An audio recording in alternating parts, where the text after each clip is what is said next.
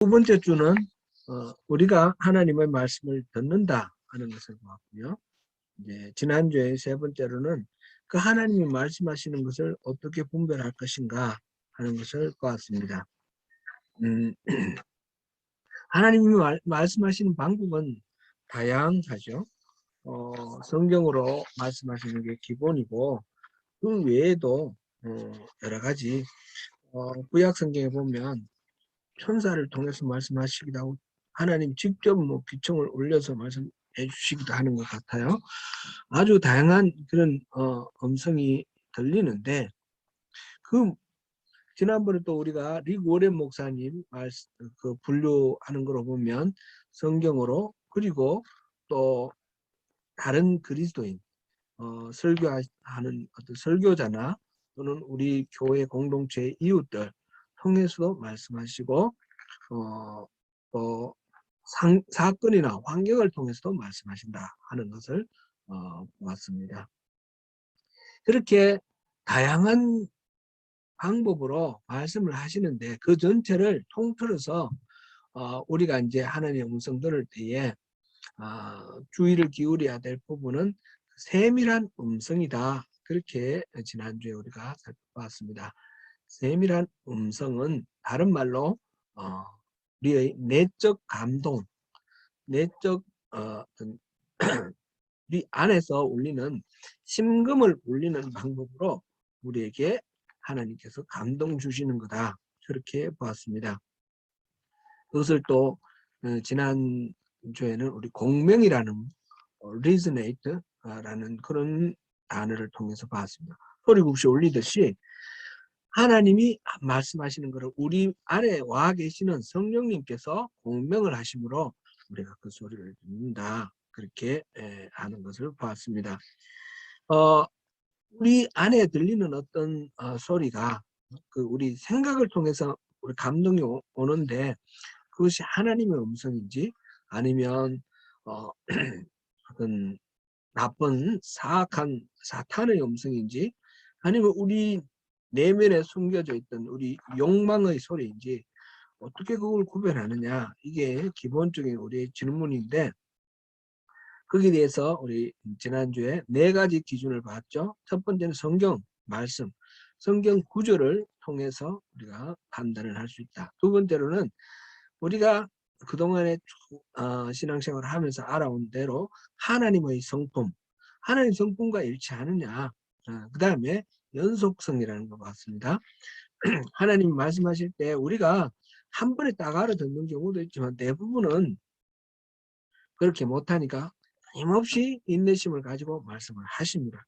계속해서 뭐 성경 말씀에 어떤 부분이 꽂힌다든지 또 설교 말씀이 비슷한 부분에 이렇게 우리 귀에 들어온다든지 친구들 말하고 이런 식으로 연속성이 있을 경우에 우리 하나님의 말씀이다 이렇게 볼 수도 있다고 그랬고요. 그 다음에 또 하나님이 기뻐하시는가 그를 우리가 기준으로 살펴볼 수도 있다 했습니다. 달라스 윌라드 목사님의 그 하나님 음성에서는 그 영향력, 무게라는 그런 개념으로 달아보라 그랬는데 여러 가지 생각이 있는 것 중에 그걸 정리해 놓고 그 중에 정말 무게를 이렇게 각각 이렇게 비중을 한번 달아보고 가장 비중이 높은 것, 무게가 많이 가는 것, 영향력이 큰 것을 하나님의 말씀으로 선택하면 된다 그랬습니다. 그때 그 무게라는 거 더 좋을 수가 바로 하나님의 기쁨이 되겠죠.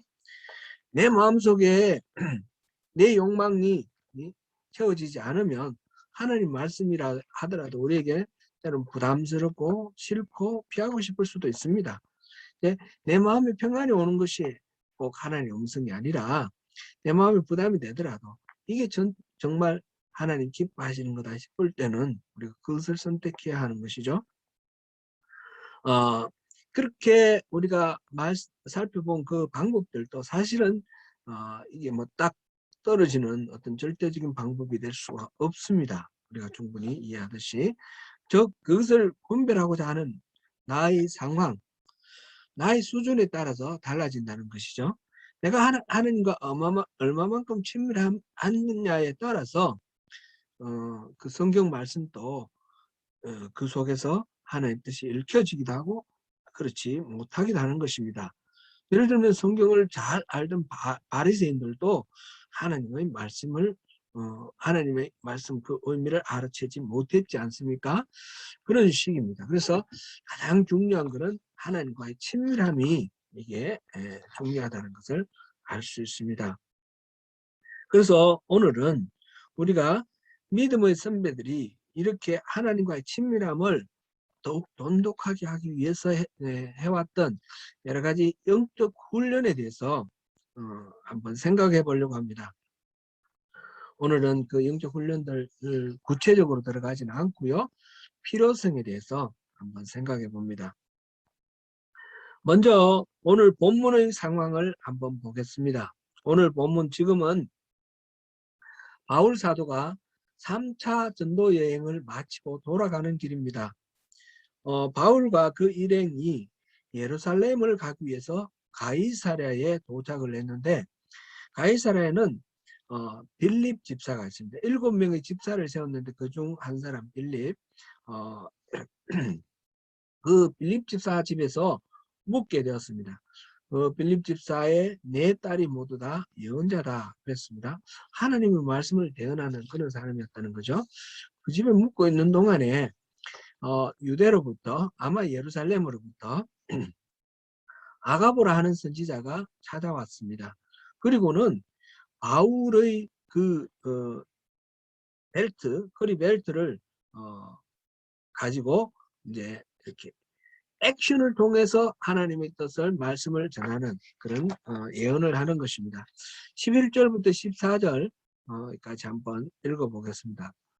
앞에서 읽었지만 다시 한번 우리 같이 읽어보겠습니다. 11절부터 14절까지입니다. 우리에게 와서 바울의 띠를 가져다가 자기 수족을 잡아매고 말하기를 성령이 말씀하시되 예루살렘에서 유대인들이 이같이 이 띠 임자를 결박하여 이방인의 손에 넘기라 하거늘 우리가 그 말을 듣고 그곳 사람들과 더불어 바울에게 예루살렘으로 올라가지 말라 고나니 바울이 대답하되 여러분이 어찌하여 울어 내 마음을 상하게 하느냐 나는 주 예수의 이름을 위하여 결박당할 뿐 아니라 예루살렘에서 죽을 것도 각오하였노라 하니 그가 권함을 받지 아니하므로 우리가 주의 뜻대로 이루어지다 하고 그쳤노라. 아멘. 여기서 우리라는 것은 이 사도행전을 기록한 누가를 비롯해서 바울을 따라 함께 갔던 그 제3차 선교 여행 그 여행에 함께 갔던 그 선교사들이겠죠. 이제 아가보가 성령이 하시는 말씀을 들었습니다. 바울이 예루살렘에 올라가면 틀림없이 체포되어 큰 고난을 당할 것이다. 이방인들에게 넘겨질 것이다. 이방인들은 여기서 로마 당국을 말하겠죠. 이때 사도행전을 집필한 이 누가를 비롯한 다른 모든 사람들이 집주인 빌립과 그 딸들도 있고 아가보도 있겠고 모두 다가 이구동성으로 바울에게 예루살렘으로 올라가지 말라고 말렸습니다. 아가보가 들은 성령의 이 말씀은 바울이 체포될 것이라는 사실입니다. 그래서 만류를 하는데 바울은 그 말을 듣고도 예루살렘에 올라가려는 그 뜻을 굽히지 않았습니다. 바울의 태도는 하나님의 음성을 듣지 않겠다 하는 그런 태도가 아닙니다. 예루살렘에서 잡히는 것 이상 하나님의 뜻이 있다라는 것을 알았다는 의미이죠. 하나님의 음성을 듣는 것은 단지 그 음성만 듣는 것이 아니고 그 안에 담겨진 메시지를 듣습니다. 메시지도 표면적인 메시지를 듣는 것이 아니라 어, 스피커, 화자 스피커가 말하고자 하는 의도를 알아듣는 것, 그것이 하나님의 음성을 듣는 것입니다. 지금 바울은 예루살렘에서 체포되고 그 나중에 어떤 일이 벌어질지는 알지 못하지만 하나님께서 바울에게 이 말씀을 해주시는 것은 그 어떤 고난을 당하더라도 하나님이 보내신 것이기 때문에 하나님이 함께 하신다라는 것을 미리 알려주시는 것입니다. 말하자면 예루살렘에 올라가서 그 고난을 받으라는 그런 의미이죠. 하나님의 그 음성을 듣고 바울에게 예루살렘에 올라가지 말라고 만류하는 그 장면이 사실은 그 앞에서도 나왔습니다. 사도행전 21장 4절을 같이 읽어보겠습니다. 21장 4절. 네.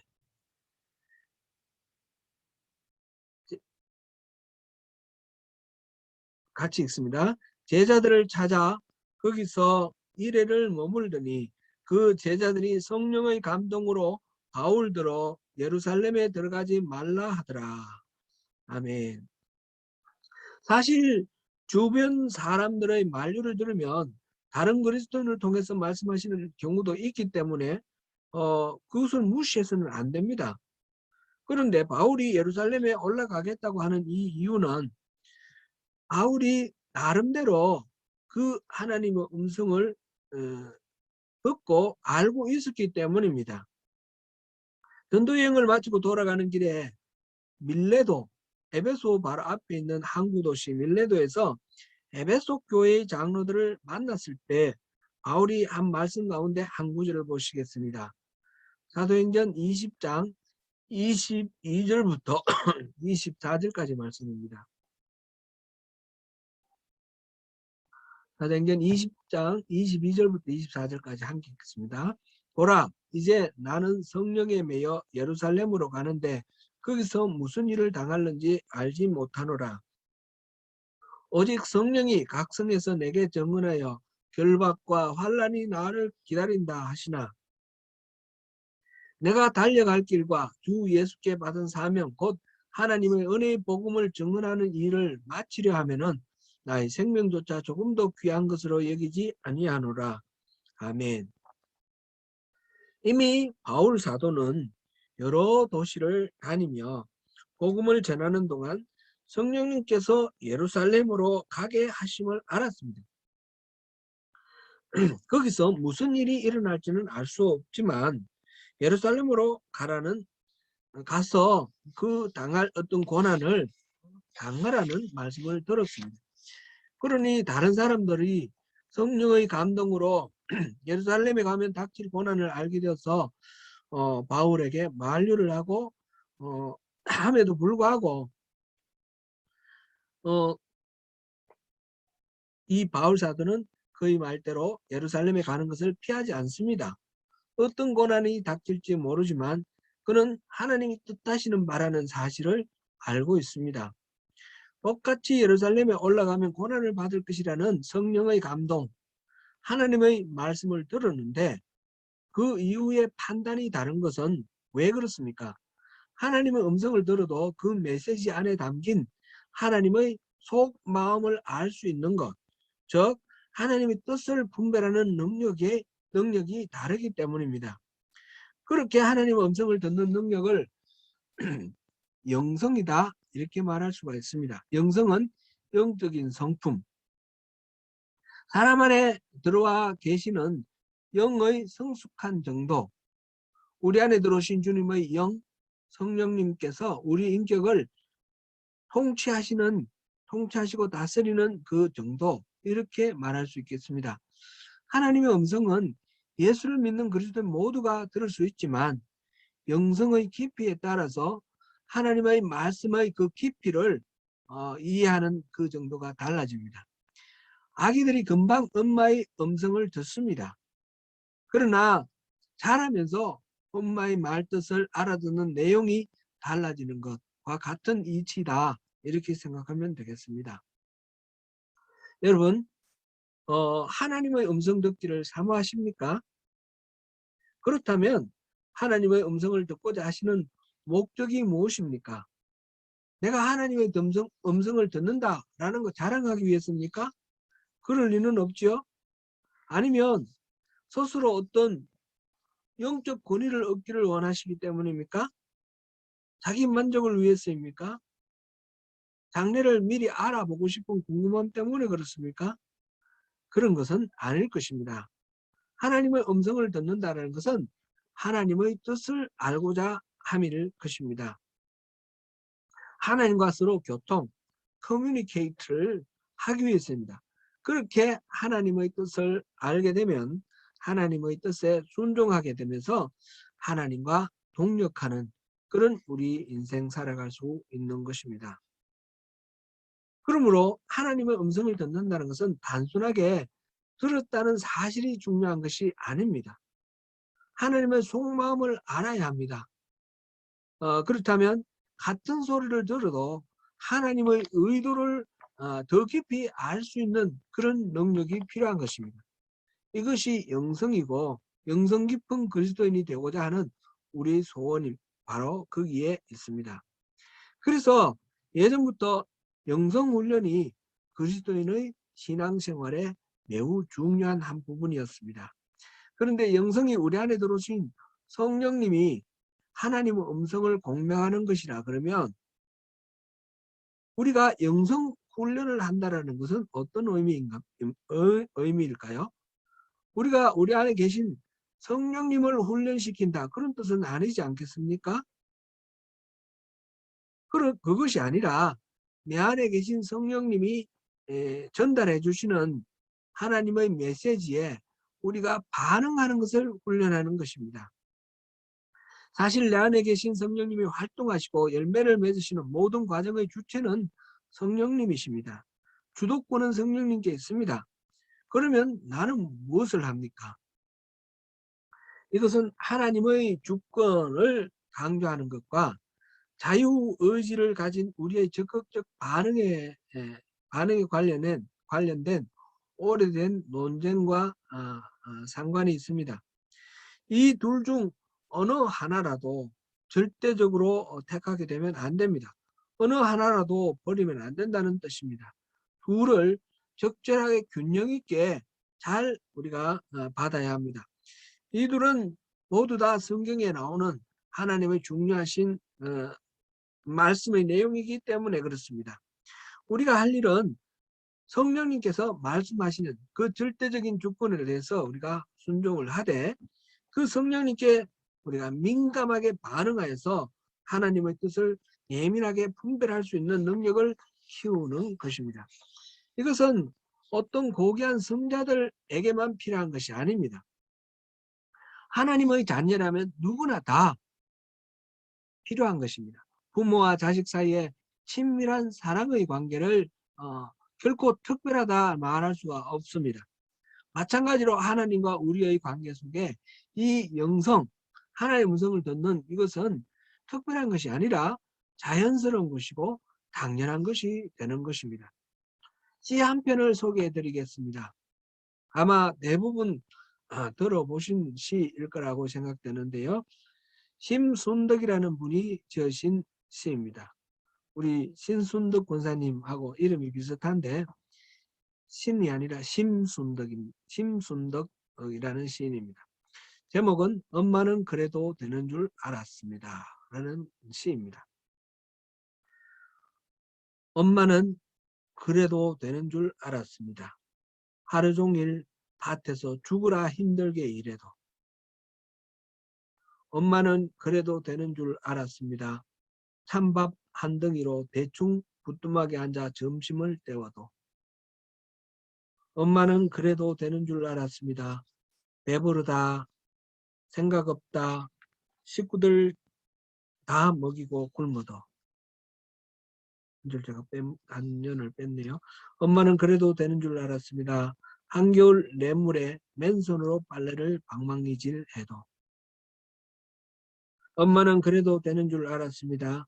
발 뒤꿈치 다 해줘 이불이 소리를 내도. 엄마는 그래도 되는 줄 알았습니다. 손톱이 깎을 수조차 없이 닳고 문드러져도 엄마는 그래도 되는 줄 알았습니다. 아버지가 화내고 자식들이 속 썩여도 전혀 끄떡없는 엄마는 그래도 되는 줄 알았습니다. 외할머니 보고 싶다. 그것이 그냥 넋두리인 줄만. 한밤중 자다 깨어 방구석에서 한없이 소리 죽여 울던 엄마를 본 후론 아, 엄마는 그러면 안 되는 것이었습니다. 예, 오늘이 추석 연휴라서 부모님 생각이 많이 납니다. 유혜 씨는 엄마가 괜찮다고 하시는 말씀, 그 말씀을 곧이곧대로 듣고 그렇게 엄마를 당연하게 생각했던 것이 엄마가 돌아가시고 난 뒤에 너무너무 후회된다 하는 그런 시입니다. 어머니의 마음을 더 잘 헤아려 이해하고 도와드렸으면 좋았을 걸 하는 후회입니다. 또 예전에 서울 살 때 생각해 보면 평소에 한 4시간 걸리는 길인데 명절에 고향 한번 내려가려면 시간이 무척 많이 걸렸습니다. 10시간 걸릴 때도 있었고요. 한 번은 24시간 걸렸습니다. 그렇게 명절에 고향 가는 것이 쉽지 않습니다. 총각 때는 그 명절 열차 표 구하기 위해서 용산역에서 줄 서보기도 했고 줄 서기가 어려워서 입석 타고 그렇게 가기도 했습니다. 그래도 몸은 고달퍼도 명절 때 고향 가서 부모님 뵙고 형제들 만나면 참 행복했습니다. 그러다가 차츰 내려가는 횟수가 줄어들었습니다. 아이들도 태어나고 그러면서 점점 어려워졌습니다. 부모님이 길 막힌다고 명절에는 오지 말라라고 만류를 하셨습니다. 그래서 차츰 명절에 내려가는 대신에 부모님 그 생신 때 시간 맞춰서 내려갔습니다. 그러다가 아버지 돌아가시고는 1년에 한 번만 또 내려갔습니다. 오지 않아도 괜찮다 말씀하시고 오지 말라고 말씀하시지만 그 말씀을 곧이곧대로 들으면 안 됩니다. 부모님은 보고 싶어 하십니다. 코로나로 인하여 고국 방문도 마음대로 되지 않는 상황에서 멀리 이국 땅 10,000km나 떨어진 이 뉴질랜드 이민 와서 살고 계시는 성도 여러분, 참 부모님 말씀 제가 들어서 송구합니다. 얼마나 또 그립고 안타까우십니까? 요즘은 다행히도 또 그 페이스톡도 있고 화상 통화를 할 수 있어서 참 좋습니다. 부모 형제들 자주 안부 여쭙고 친밀하게 지내시기 바랍니다. 하나님과 우리 사이도 친밀해져야 됩니다. 하나님과 우리 사이는 우리 육신의 부모보다도 더 가깝게 지낼 수 있는 그런 사이입니다.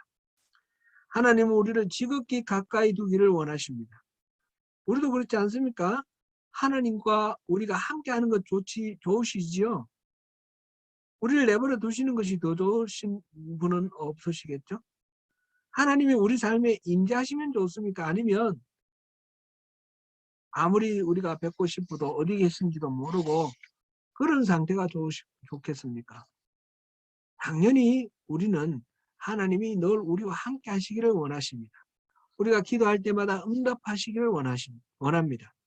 언제든지 하나님이 내가 필요한 그런 말씀을 들려주시기를 원합니다. 그런데 사실은 알고 보면 하나님은 늘 우리와 동행하십니다. 우리에게 늘 말씀하십니다. 성령님이 우리 안에 계시지 않습니까? 문제는 우리가 하나님과 동행하는 사실을 잊어버린다는 사실이죠. 하나님이 우리에게 들려주시는 말씀을 듣지 못한다는 것이 문제이죠. 사무엘상 3장 1절에 이렇게 기록되어 있습니다. 아이 사무엘이 엘리 앞에서 여호와를 섬길 때에는 여호와의 말씀이 희귀하여 이상이 흔히 보이지 않았더라. 아멘. 하나님의 말씀이 희귀하고 이상이 흔히 보이지 아니한 이유는 하나님이 말씀하기 싫어하시기 때문에 하시거나 그래서 말씀을 안 하셨기 때문에 그런 것이 아닙니다. 하나님은 말씀하시고 싶어 하시고 끊임없이 얘기하시는데 듣지 않으니까 하도 답답해서 어린 사무엘을 불러서 말씀을 하십니다. 릭 워렌 목사님이 하나님의 그 음성을 듣는 리시브가 우리에게 원래부터 설계되었다 이렇게 말했다 했죠. 문제는 우리가 그것을 알지 못하고 다룰 줄 몰라서 하나님의 말씀을 듣지 못한다는 것입니다. 그래서 우리가 끊임없이 하나님의 음성 듣는 것을 의식하기 위해서 훈련을 해야 되고 하나님 음성 듣도록 이렇게 생활하는 것이 필요합니다. 우리는 앞에서 하나님의 음성 듣는 것이 기술이 아니라 관계라 하는 말씀을 우리가 보았습니다. 그러므로 영성훈련도 어떤 기술을 습득하는 것이 아니라 하나님과 관계가 더욱 깊어지는 것을 훈련하는 것입니다. 어떤 사람이 말하기를 예수를 믿는 것은 참 고달프다고 하였습니다. 신앙생활을 하면서 끊임없이 죄책감에 사로잡히고 여러 가지 의무감 때문에 얽매여 벗어나고 싶다고 하였습니다. 차라리 예수 믿지 않았을 때가 더 좋았다. 이렇게 말하는 것을 들었습니다. 무슨 말을 하는지 여러분들도 다 이해하실 것으로 생각됩니다. 또 그것이 답이 아니라는 것도 다 아시지요? 예수님은 분명히 말씀하셨습니다. 진리를 알지니 진리가 너희를 자유하게 할 것이라. 우리가 복음의 진리를 알게 되면 우리는 틀림없이 자유로워집니다. 영성훈련도 그것조차도 율법처럼 생각하는 경우가 있습니다. 예를 들어서 일정 분량 성경을 읽고 일정 시간 기도를 해야 되고 이런 거 적어놓고 하나의 의무처럼 그것을 실천하게 되면 진리가 자유롭게 하는 것이 아니라 우리를 얽어매고 구속하는 그런 결과가 됩니다. 영성훈련은 내 안에 계신 성령님의 인도하심에 민감하게 반응하기 위해서 나의 반응을 훈련하는 것입니다. 그래서 하나님의 음성을 듣는 것을 훈련하는 것입니다. 수영을 배우는 것을 한번 생각해 보십시오. 수영을 배우면 왜 배우죠? 물 위에서 자유롭게 놀기 위해서입니다. 운전을 배우는 것은 왜 배웁니까? 자동차를 타고 자유롭게 이동하기 위해서입니다. 영성훈련을 하는 것은 주님 안에서 복되고 자유로운 삶을 살기 위해서입니다. 영성훈련은 안 해도 됩니다. 수영을 배우지 않아도 되고 운전을 배우지 않아도 되는 것처럼 영성훈련은 안 해도 됩니다. 그러나 수영을 배우지 않고 운전을 배우지 않으면 그것을 배웠을 때 누리는 자유와 기쁨을 누리지 못하는 것과 마찬가지로 영성훈련을 하지 않으면 깊은 영성이 누리는 그 자유와 기쁨을 누리지 못하게 된다는 것입니다. 수영이나 자동차 운전은 사실 배우지 않아도 특별하게 부자유스럽지는 않을 수 있겠습니다.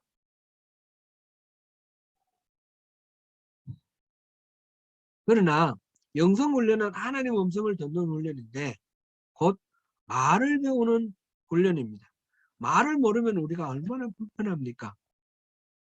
저의 경우를 생각해 보면 영어를 잘 못해서 겪는 불편함이 이만저만이 아닙니다. 그래도 우리말은 아니까 다행이죠. 근데 제가 우리말도 모른다면 어떻게 되겠습니까? 마찬가지입니다. 그리스도인인데 하나님의 음성을 듣지 못한다면 그것은 그냥 교회 다니고 신앙생활 나름대로 하긴 하겠지만 하나님을 알고 사랑하는 가운데 하나님과 친밀한 교제를 이루는 것은 하지 못한다는 그런 의미가 되는 것입니다. 하나님의 말씀을 알아듣지 못하니까 자기 나름대로 열심히 신앙생활을 하는데 그것이 마치 바리새인들이 율법을 열심히 연구해서 그렇게 신앙생활을 하지만 하나님께서 보실 때는 아무런 상관없는 그런 종교생활을 하는 것이라고 평가를 하셨지 않습니까? 그와 같이 된다는 것입니다. 자기의 시간과 재물을 엄청나게 투자를 해서 헌신하고 열심을 내는데 하나님이 전혀 관심을 가져주시지도 않고 받지 않으신다면 그것이 정말 헛된 재물이고 헛된 삶이 되는 것이겠죠. 그래서 하나님의 음성을 듣는 것은 그리스도인들이 필수적으로 훈련해야 하는 부분입니다.